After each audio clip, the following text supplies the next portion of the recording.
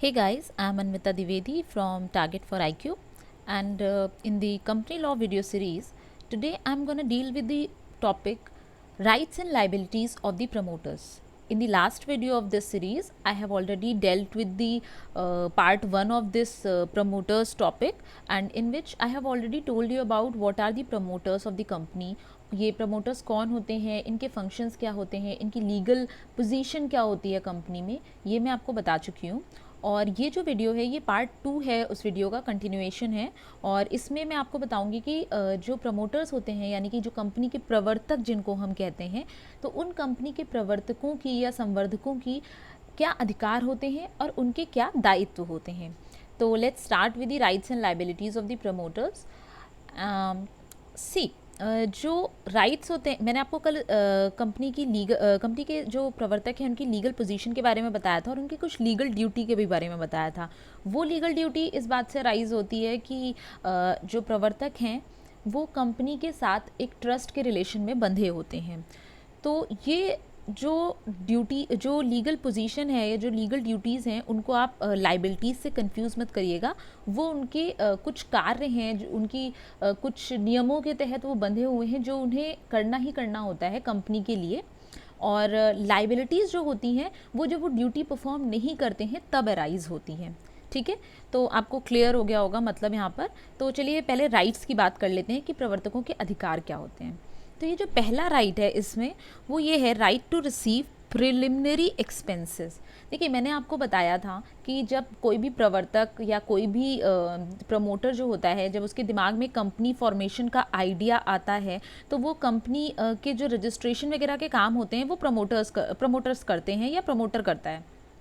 तो उस टाइम पर कंपनी की रजिस्ट्री कराते वक्त या फिर कंपनी को सेटअप करते वक्त, कंपनी को ऑफिस लोकेशन वगैरह चूज़ करते समय या प्रॉपर्टी चूज़ करते समय कुछ एक्सपेंसेस होते हैं। मान लीजिए कोई ज़मीन खरीदनी पड़ जाए या रजिस्ट्री का जो पैसा वगैरह होता है, तो ये सारे जो एक्सपेंसेस होते हैं ये प्रिलिमिनरी एक्सपेंसेस में आते हैं।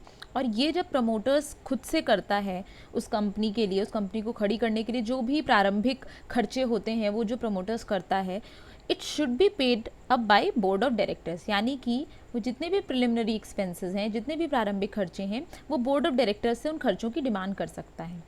लेकिन यहाँ पे जो एक ध्यान देने वाली बात ये है वो ये है कि जो आर्टिकल्स ऑफ एसोसिएशन होता है कंपनी का, यानी कि जो कंपनी के या संस्था के अंतर नियम होते हैं, जो संस्था का अंतर नियम का जो पत्र होता है, उसमें उन आर्टिकल्स में या जो संस्था के जो रूल्स एंड रेगुलेशंस हैं उसमें ये चीज़ मेंशन नहीं है कि प्रमोटर अपने preliminary expenses board of directors से लेगा। इससे रिलेटेड कोई भी बात मेंशन नहीं है, तो उस केस में प्रमोटर नहीं ले सकता है। ठीक है, अगर अंतर नियम में यानी आर्टिकल्स ऑफ एसोसिएशन में ये बात मेंशन नहीं है कि प्रिलिमिनरी एक्सपेंसेस उसे दिए जाएंगे प्रमोटर को या प्रवर्तक को, तो वो प्रिलिमिनरी एक्सपेंसेस नहीं लेगा। ये बात आपको ध्यान रखनी है। ठीक है, और इसके बाद जो दूसरा राइट है वो ये कहता है कि right to recover proportionate amount from को प्रमोटर्स।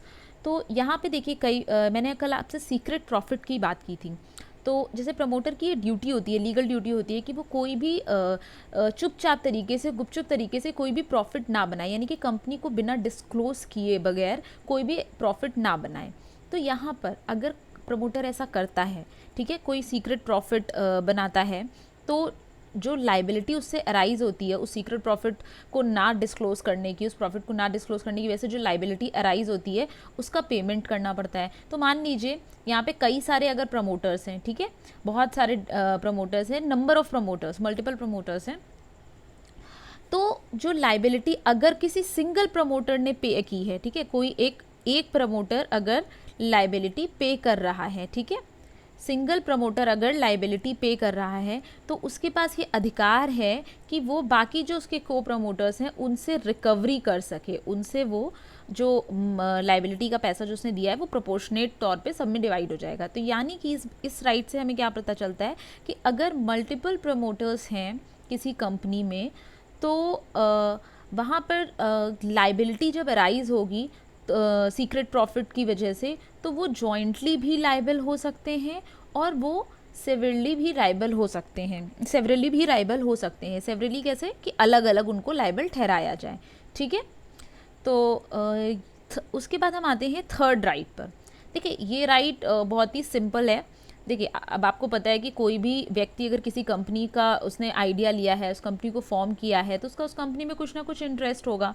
मतलब कोई भी बिना किसी रेम्यूनरेशन के, बिना किसी पैसों के लिए तो कोई कंपनी खड़ी नहीं करेगा। सभी बिज़नेस करते हैं, तो बिज़नेस में सभी फ़ायदा चाहते हैं। तो ये जो प्रमोटर्स हैं उनको भी रेम्यूनरेशन का अधिकार होता है, यानी कि वो जो सर्विसेज देते हैं कंपनी को, ठीक है, उन सर्विसेज के बदले में उन्हें रेम्यूनरेशन मिलना चाहिए, ठीक है। अब ये रेम्यूनरेशन किस फॉर्म में मिलता है इसके बारे में बात कर लेते हैं। ये जो रेम्यूनरेशन होता है ये या तो उनको पेड अप शेयर्स के फॉर्म में दिया जाता है। पेड अप शेयर्स का अर्थ है यहाँ पर जो भी जमा पूंजी, जो भी शेयर्स होते हैं, जो भी अंश होता है कंपनी का, जो कंपनी शेयर्स अलॉट करती है, जो भी अंश अलॉट करती है लोगों को, तो वो जो हिस्सेदारी होती है उसमें से वो हिस्से जिनको ऑलरेडी कंपनी का, जिनके पास पैसा आ चुका है, यानी कि जो पेड अप है ऑलरेडी, जिनके लिए कंपनी पैसा उठा चुकी है, या कंपनी को जो जिसके लिए जिन शेयर्स के बदले में पैसा मिल चुका है, तो या तो वो शेयर्स में से कोई हिस्सा दे दिया जाएगा। जो पेड अप शेयर्स हैं उनमें से कुछ शेयर्स रेम्यूनरेशन के तौर पे दे दिए जाएंगे, या फिर कंपनी डिबेंचर्स देती है। डिबेंचर्स यानी ऋण पत्र, ठीक है। ये जो ऋण पत्र होते हैं तो वो कंपनी देती है, इशू करती है रेम्यूनरेशन के तौर पर। तो इन पे क्या है, ऋण पत्र पे क्या है, इंटरेस्ट मिलता रहता है, उसको जो भी इंटरेस्ट आता है वो प्रमोटर को चला जाता है। या फिर कुछ एक सर्टेन सम ऑफ कमीशन दे देती है, कोई भी एक लंप सम अमाउंट, ठीक है, जो भी उन लोगों में डिसाइड हुआ होता है कंपनी फॉर्मेशन से पहले।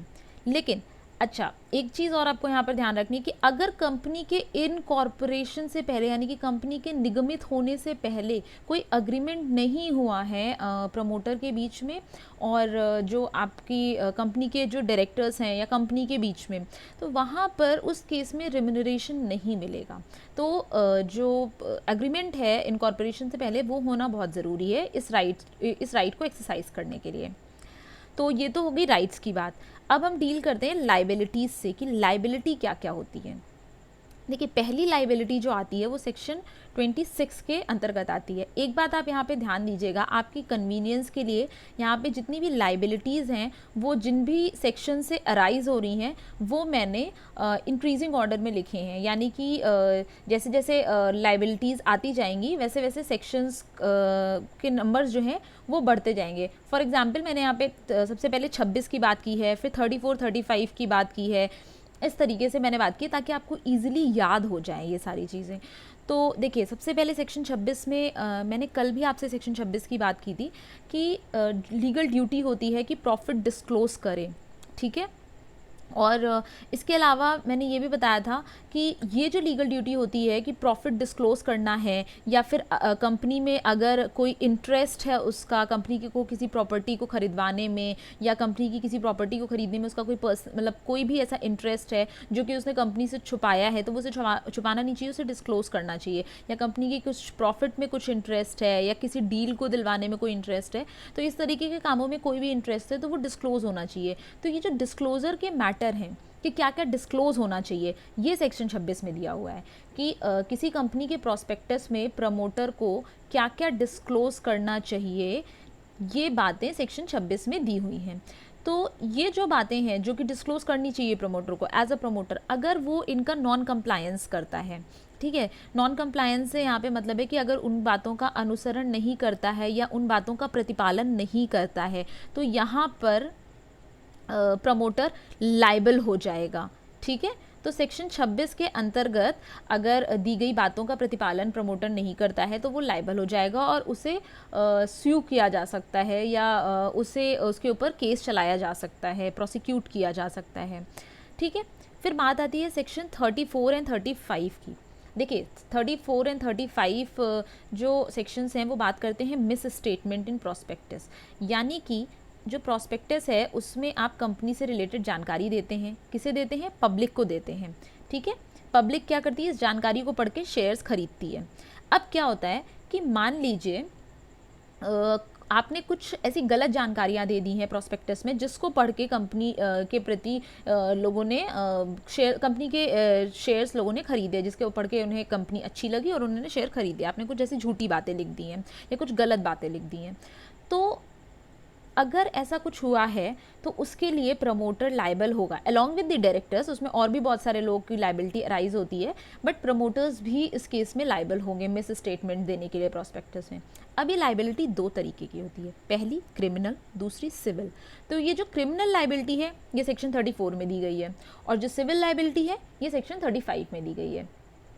इसमें ये बात साफ साफ लिखी गई है कि ये जो क्रिमिनल लाइबिलिटी में बात साफ साफ लिखी गई है कि जब भी आप कोई प्रोस्पेक्टस रिलीज़ करेंगे, इशू करेंगे या फिर उसे सर्कुलेट करेंगे, और वहाँ पर अगर कोई भी मिसलीडिंग स्टेटमेंट आप दे देते हैं तो इसके लिए क्रिमिनली लाइबल होंगे जो भी कंपनी के मतलब जो भी प्रोस्पेक्टस इशूइंग में शामिल है, और उस प्रोस्पेक्टस इशूइंग में प्रमोटर भी शामिल होते हैं।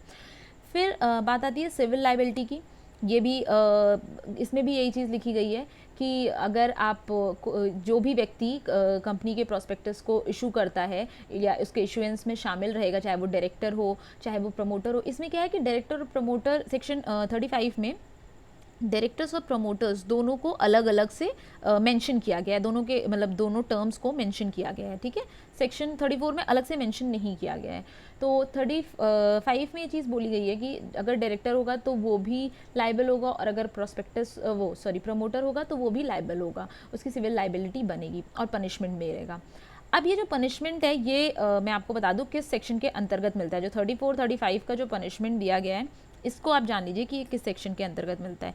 ये पनिशमेंट सेक्शन 36 में डिस्क्राइब है। देखिए सेक्शन 36 में एक्चुअली पनिशमेंट नहीं डिस्क्राइब है, सेक्शन 36 में ये डिस्क्राइब है कि पनिशमेंट किन किन चीज़ों के लिए दिया जा रहा है। यानी कि सेक्शन 36 ये बताता है कि मान लीजिए कोई फ्रॉड वगैरह करने के लिए या कुछ ऐसे पर्पसेस जिनको करने के लिए आपने मिसलीड किया है, यानी कि वो पर्पस जिसके लिए आपने प्रोस्पेक्टस में मिसलीडिंग स्टेटमेंट दिया है, वो पर्पस सेक्शन 36 में डिस्क्राइब है।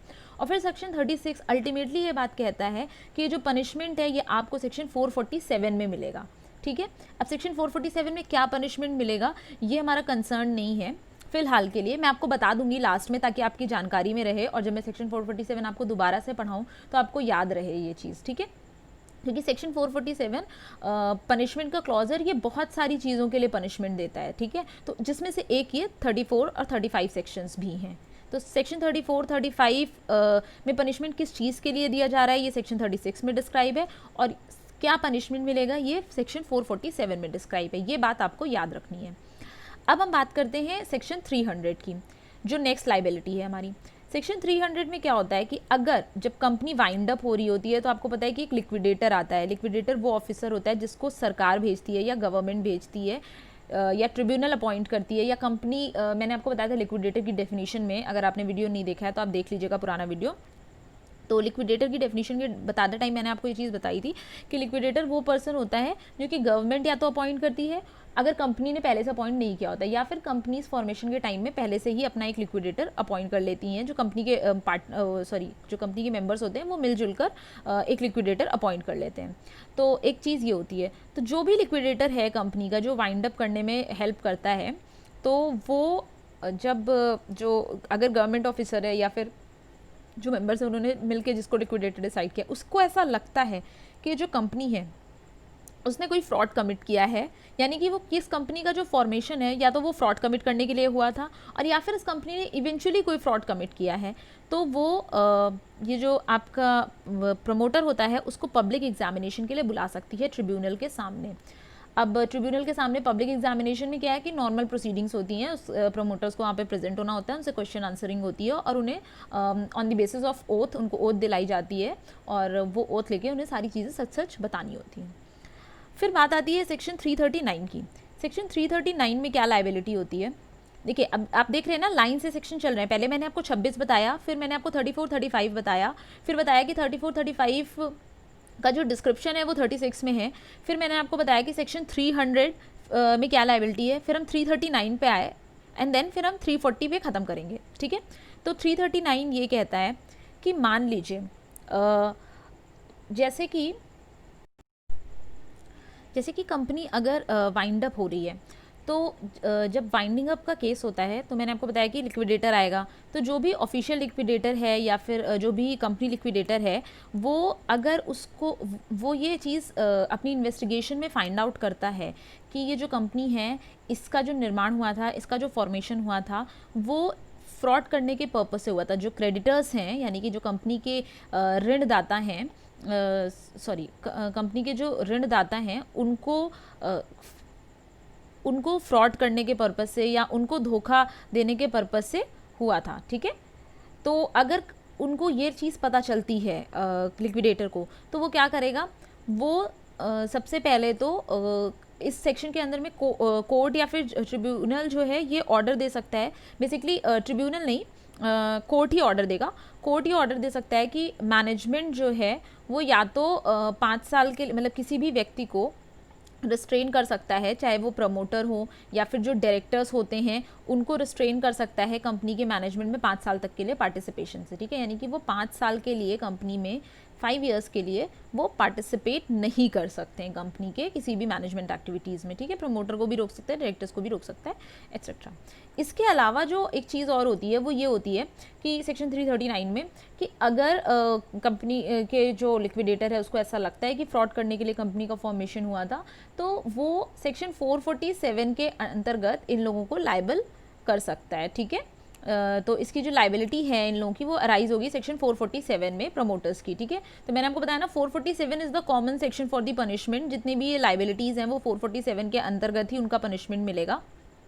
प्लस एक और चीज़ है यहाँ पर कि ये जो लाइबिलिटी है वो एडिशनल लाइबिलिटी है। मतलब ये जो 339 में यहाँ पे ये चीज़ बोली गई है, क्लियरली ये बात क्लॉज में मेंशन है कि अगर ये जो सेक्शन है वो अप्लाई हो रहा है और इसके अलावा जो प्रमोटर है या जो डायरेक्टर्स हैं वो किसी और एक्ट के सेक्शन के अंतर्गत भी अपराधी सिद्ध होते हैं या कोई और एक्ट का सेक्शन उनके ऊपर, किसी और लॉ का सेक्शन उनके ऊपर लग रहा होता है और वो पनिशेबल होते हैं, तो इस बात से इस सेक्शन पे कोई फ़र्क नहीं पड़ेगा। यानी कि ये सेक्शन एडिशनली लगेगा उनके ऊपर। ऐसा नहीं होगा कि या तो उस एक्ट का सेक्शन लगे और या तो इसका, एडिशनली ये चलेगा। ये चीज़ आपको समझ लेनी है।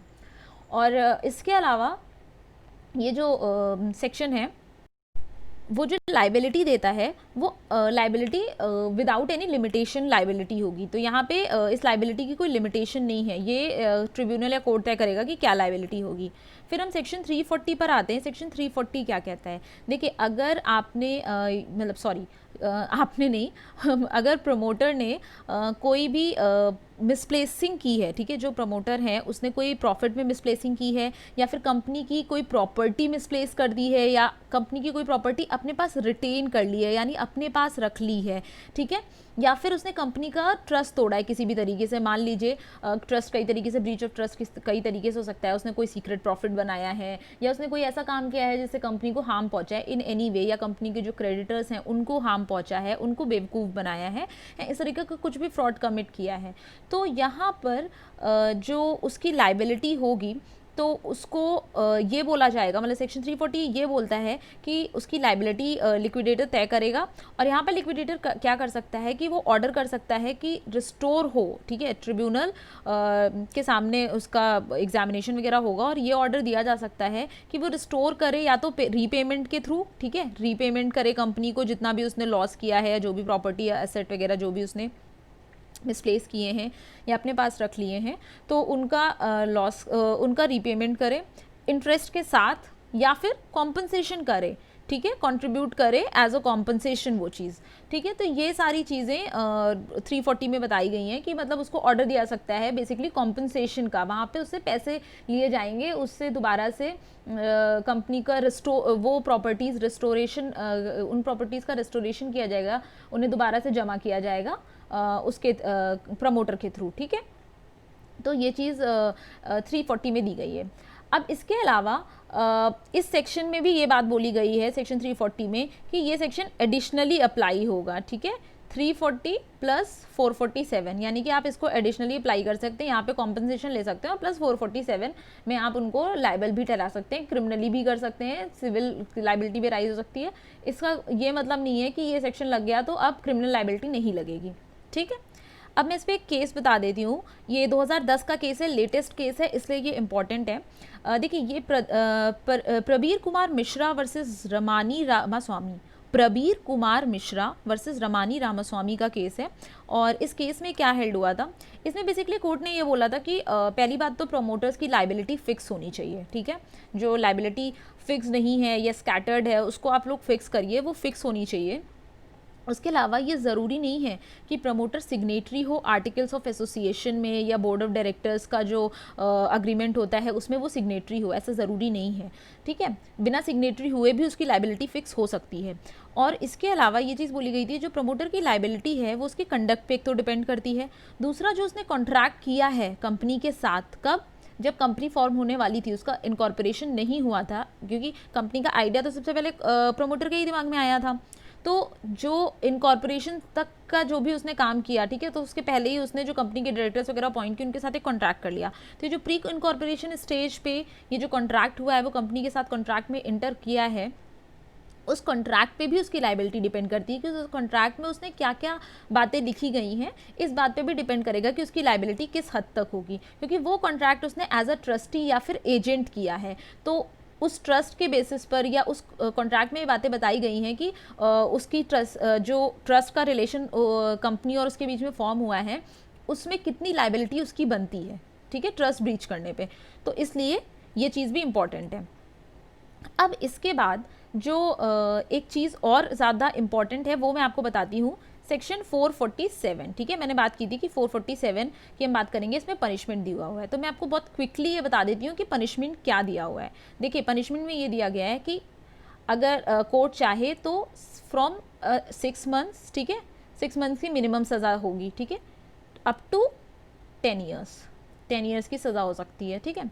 इसके अलावा फ़ाइन लग सकता है। अब वो फ़ाइन जो है वो कितना लग सकता है, फ़ाइन जो मैक्सिमम अमाउंट है, फ़ाइन का मिनिमम अमाउंट नहीं दिया गया है, मैक्सिमम अमाउंट दे दिया गया है कि फ्रॉड का कम से फ्रॉड का जितना भी अमाउंट है, मान लीजिए फ्रॉड का अमाउंट x है, तो अप टू 3x, यानी कि 3 गुना अमाउंट जो है फ्रॉड का, उतना आप कॉम्पनसेशन के तौर पे मैक्सिमम ले सकते हैं, ठीक है, 3x अमाउंट आप ले सकते हैं। तो ये चीज़, ये पनिशमेंट दी गई है 447 में।